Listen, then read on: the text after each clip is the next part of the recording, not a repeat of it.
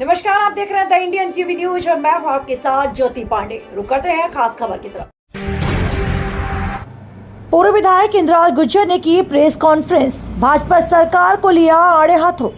पावटा कस्बे में स्थित होटल ग्रीन पार्क पावटा में विराटनगर के कांग्रेस के पूर्व विधायक इंद्राज गुर्जर ने आज प्रेस कॉन्फ्रेंस बुलाई, जिसमें वर्तमान भाजपा सरकार को कानून व्यवस्था को लेकर आड़े हाथों लेते हुए कहा, पिछली कांग्रेस सरकार में ऐसा नहीं होता था। आज जनता परेशान है, पुलिस मुकदमा दर्ज नहीं करती है, धरना प्रदर्शन किया जा रहा है, कोई सुनने वाला नहीं। पहले अफसरों को भ्रष्ट बताते थे, अब सही बताते हैं। साथ ही ईआरसीपी योजना में विराटनगर कोटपुतली के बांधों को नहीं जोड़ा गया। जनता पानी के लिए परेशान है, इसके लिए 24 जनवरी को बस स्टैंड विराटनगर में धरना देकर उपखंड अधिकारी को ज्ञापन देने का ऐलान किया गया है। नमस्कार साथियों, आज आप सब लोगों को हमने दो महत्वपूर्ण मुद्दे हैं इस क्षेत्र के, जिसके लिए आप लोगों को हमने आमंत्रित किया। 2018 से लेकर 2023 तक ईआरसीपी की मांग को लेकर के हमारी पार्टी, हमारी सरकार लगातार विधानसभा में, विधानसभा के बाहर भी, केंद्र सरकार में भी हम बार बार इस बात का प्रयास करते रहे कि ईआरसीपी की परियोजना को राष्ट्रीय परियोजना का दर्जा मिले। आप सब लोगों को ध्यान है कि पूर्वी राजस्थान में पानी की बहुत ज़्यादा किल्लत है, हालात बहुत विकट हैं। धीरे धीरे पीने के पानी की भी समस्या हो चुकी है। सिंचाई की व्यवस्था तो बिल्कुल है ही नहीं, लेकिन पीने के पानी की व्यवस्था बहुत खराब हो चुकी है। और इसी बात को ध्यान में रखते हुए 2013 से लेकर 18 तक जब भारतीय जनता पार्टी की सरकार थी राजस्थान में, वसुंधरा राजे जी मुख्यमंत्री थी, उन्होंने राजस्थान के पूर्वी राजस्थान के 13 जिलों की पूर्वी राजस्थान नहर परियोजना ईआरसीपी के नाम से एक डीपीआर बनाई कि चंबल का जो ओवरफ्लो का पानी है उसको हम इस ईआरसीपी की परियोजना में काम लें, हमारे यहाँ के बांधों को भरें और भर कर के यहाँ पेयजल और सिंचाई की व्यवस्था उपलब्ध हो। उस समय सरकार बदल गई, सरकार हमारी पार्टी कांग्रेस पार्टी की सरकार आई। लगातार हमने विधानसभा में भी, बाहर भी इस मुद्दे को उठाया और ये कहा कि पानी सबके लिए ज़रूरी है। पेयजल की स्थिति खराब है, सिंचाई की भी स्थिति खराब है, किसान बेरोजगार हो चुका है। हमने केंद्र सरकार से बार बार विधानसभा में प्रस्ताव पारित करके भी मांग की कि ईआरसीपी को अब राष्ट्रीय परियोजना का दर्जा दीजिए, क्योंकि बहुत बड़ा प्रोजेक्ट था, लगभग 50,000 करोड़ का प्रोजेक्ट था। राज्य सरकार अपने स्तर पर करने में इसमें सक्षम नहीं थी। हमेशा जो बड़ी परियोजना होती है उसको केंद्र राष्ट्रीय परियोजना का दर्जा देती है, जिसमें 90-10 की स्कीम होती है कि 90% पैसा केंद्र सरकार देती है, 10% पैसा स्टेट गवर्नमेंट देती है। लेकिन जनता के हितों की कोई सुनवाई नहीं की। हमारे 25 मेंबर ऑफ पार्लियामेंट यहाँ से जीत के गए, किसी ने 5 साल तक ईआरसीपी का जिक्र नहीं किया राजस्थान लोकसभा में और राज्यसभा में जाकर के। हमने हमारे स्तर पे, हमारी सरकार ने इसमें राशि, पिछली जब हमारी सरकार थी तो इसमें 13,500 करोड़ रुपए, 9600 करोड़ रुपए एक बार मंजूर किया, 13,500 करोड़ रुपए एक बार मंजूर। हमारी सरकार ने घोषणा की थी कि केंद्र सरकार अगर ईआरसीपी को राष्ट्रीय परियोजना का दर्जा नहीं देगी तो भी हम हमारे खर्चे पे ईआरसीपी को पूरा करें। लेकिन चूंकि लोकतंत्र में जनता का जनादेश है, जनता ने जो जनादेश 2023 में दिया, भारतीय जनता पार्टी को जनादेश दिया, भारतीय जनता पार्टी की सरकार बनी और शायद वो यही चाहते थे कि हमारी सरकार बने, क्योंकि पिछली सरकार में इसलिए नहीं करना चाहते थे कि क्रेडिट कांग्रेस नहीं ले जाए।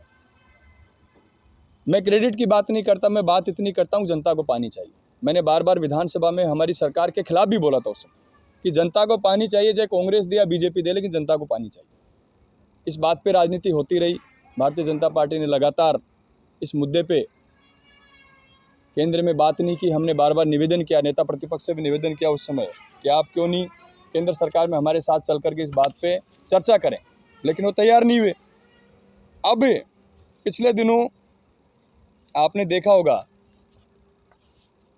कि मीटिंग भी दिल्ली में हुई ईआरसीपी को लेकर के, और यह तय हुआ कि 90-10 की स्कीम के तहत इस योजना को हम राष्ट्रीय परियोजना का दर्जा देंगे और ईआरसीपी को लागू करें। मुझे भी खुशी हुई कि चलो सरकार कोई भी हो जनता के हित में अगर काम करे तो बहुत अच्छी बात है। हमारे क्षेत्र की जनता को भी इस बात की बहुत खुशी हुई। हमारे क्षेत्र की जनता ने भी यहाँ भारतीय जनता पार्टी को मैंडेट दिया, कोटपुतली में भारतीय जनता पार्टी को मैंडेट दिया, बहरोड में भी भारतीय जनता पार्टी को मैंडेट दिया, बानसूर में भी दिया, जमारामगढ़ में भी दिया और राजस्थान में भारतीय जनता पार्टी की सरकार भी। तो हमें खुशी हुई इस बात की कि चलो इनके हाथों ही सही, लेकिन जनता का कम से कम इतना बड़ा जो प्रोजेक्ट है ERCP वो हमारा लागू होने जा रहा है। लेकिन मुझे इस बात का दुख है कि जब गंगा बह रही है और उसमें अगर हमें एक लोटा भी नहीं मिले तो वो गंगा हमारे किस काम की। ERCP का इतना बड़ा प्रोजेक्ट राजस्थान की सरकार और केंद्र की सरकार ला रही है। 50,000 करोड़ का प्रोजेक्ट है पूर्वी राजस्थान के 13 जिलों का। लेकिन विडंबना इस बात की, ये राजनीतिक उदासीनता इस बात की कि हमारे विराटनगर और कोटपुतली का एक भी बांध उसमें शामिल नहीं किया। हमारे बांध अगर शामिल नहीं होंगे तो आप बताइए ERCP का फायदा हम लोगों को क्या मिलेगा। ये मैं आपको राजस्थान पत्रिका की एक खबर दिखा रहा हूँ कि नई DPR बन रही है। नई DPR में 79 बांध नए जोड़े जा रहे हैं, जिसमें जयपुर जिले के रामगढ़ बांध, कालक, कानोता, छापरवाड़ा सिर्फ 4 बांध जोड़े। इतना बड़ा जिला जयपुर जिला, 19 विधानसभाओं का जिला, जिसमें 4 बांध जोड़े हैं।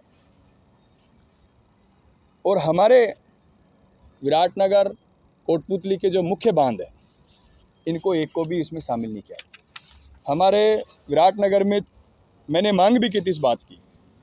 मैंने सरकार से निवेदन किया, ट्वीट के माध्यम से, सोशल मीडिया के माध्यम से, हमारे क्षेत्रीय विधायक महोदय को भी निवेदन किया इस बात के लिए कि हमारे क्षेत्र में छितौली बहुत बड़ा बांध है, बूजा का बांध है जिससे कस्बे का पेयजल स्तर बहुत बढ़ेगा, पणदो है जिससे मेड़कुंडले का पेयजल स्तर बढ़ेगा, जवानपुरा धाबाई है उससे हमारी शाहपुरा की जो 8 पंचायत हमारी विधानसभा की उनका पेयजल स्तर बढ़ेगा, नीमली से हमारी बीच की पंचायतों का पेयजल स्तर बढ़ेगा, बड़ौदिया से हमारे जो पहाड़ों के बीच के जो गांव बसे हैं कुंडले में उनका जल स्तर बढ़ेगा, पंचपहाड़ी पाछूडाला से हमारे 27 का जल स्तर बढ़ेगा, बनाड़ी व बुचारा बांध जिससे हमारे 27 के आसपास के इवन कोटपुतली तक इन दोनों बांधों का इतना फ़ायदा मिलेगा कि हमारा जल स्तर बढ़ेगा और आने वाले समय में हमारे पेयजल की समस्या का समाधान हो जाएगा। लेकिन ये विडंबना इस बात की कि पिछले 15 दिन पहले मैंने मांग की थी, और ये राजनीति में धर्म है कि जब प्रतिपक्ष किसी बात को उठाए तो सत्ता पक्ष को उस बात का कि 1.5 महीना हुआ है, 1.5 महीने में इतनी घटनाएं हो गई, जो हो रही है उनका FIR दर्ज नहीं करना चाहते। ऐसे रामराज की कल्पना तो विराटनगर की जनता ने नहीं की। इस विराटनगर के 36 कौम की जनता ने मैंडेट दिया भारतीय जनता पार्टी को, और इस बात के लिए दिया कि इस इलाके में अमन, चैन, शांति, भाईचारा कायम रहे। क्षेत्र के विकास की गति जो कांग्रेस सरकार में जो हमने शुरू की थी उसको और तेज गति के साथ ये दौड़ाने का काम करें, तब तो रामराज है। उल्टा हो रहा है, चोरियां हो रही हैं, FIR दर्ज मत करो। मर्डर हो रहा है, अगर जनता मांग करती है, धरना देती है तो उनके खिलाफ मुकदमे दर्ज कर लो, उनको जेल में डाल दो। लेकिन हम लोग डरने वाले नहीं हैं। कांग्रेस का प्रत्येक कार्यकर्ता, विराटनगर की जनता इनके अन्याय के खिलाफ संघर्ष करेंगे 5 साल तक। जनता के साथ जहां भी अन्याय होगा वहाँ मिल करके उनकी मदद करेंगे, उनके साथ खड़े होंगे ताकि जनता को संबल मिल सके। क्योंकि जो हालात बने 1.5 महीने में, किसी का कोई अता पता नहीं। फिर आरोप क्या लगाते हैं कि हम क्या करें, अधिकारी सब पहले के लगे हुए हैं। तो आप कांग्रेस के समय में 3 अधिकारियों को भ्रष्ट बताते थे, इनको चोर बताते थे, फिर भी 1.5 महीने तक क्यों बिठा रखा है इनको यहाँ, क्यों बिठा रखा है? तो या तो ये जवाब दोगे सरकार में हमारी चलती नहीं है इसलिए मेरे से कोई अधिकारी बदल नहीं रहा, या अगर ये अधिकारी अच्छे हैं तो फिर इनसे काम लो, तो फिर अपने शब्दों को वापस लो। कांग्रेस के सरकार में इनको भ्रष्ट क्यों बताते थे आप? जब अच्छे हैं, अधिकारियों की मीटिंग में आपने कहा कि सब अधिकारी बहुत अच्छा काम कर रहे हैं, 1 महीने में कहाँ से गंगा जी में धुल के आ गया अधिकारी? सारे अधिकारी तो वही हैं। अब तो सब अच्छे हो गए, बीजेपी की सरकार आते ही तो पहले सब अच्छे नहीं थे।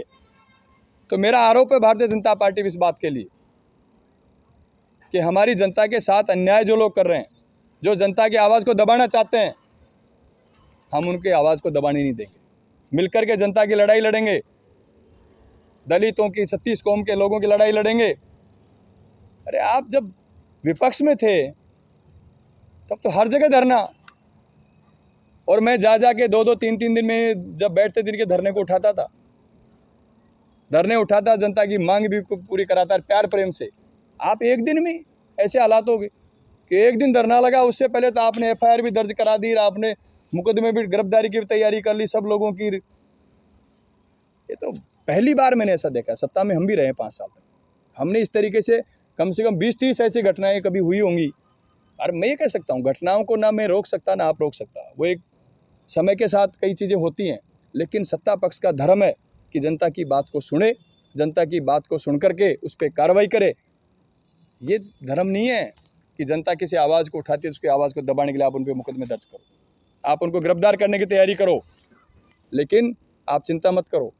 मैं कहना चाहता हूँ आप सब लोगों के माध्यम से विराटनगर की जनता को कि मजबूती से लड़ेंगे, किसी प्रकार से नहीं डरेंगे। ये जेल में डालें तो जेल में जाने को भी जनता के लिए तैयार है, ये लाठी दें तो लाठी खाने को भी जनता के लिए तैयार है। और मिलकर के इस क्षेत्र की जनता के लिए हम लोग काम करेंगे। इन मुद्दों पे मैंने आज आप लोगों को याद किया था। ERCP और हमारी कानून व्यवस्था, ये 2 हमारे बहुत बड़े मुद्दे हैं जिन पे हम लोगों को काम करना।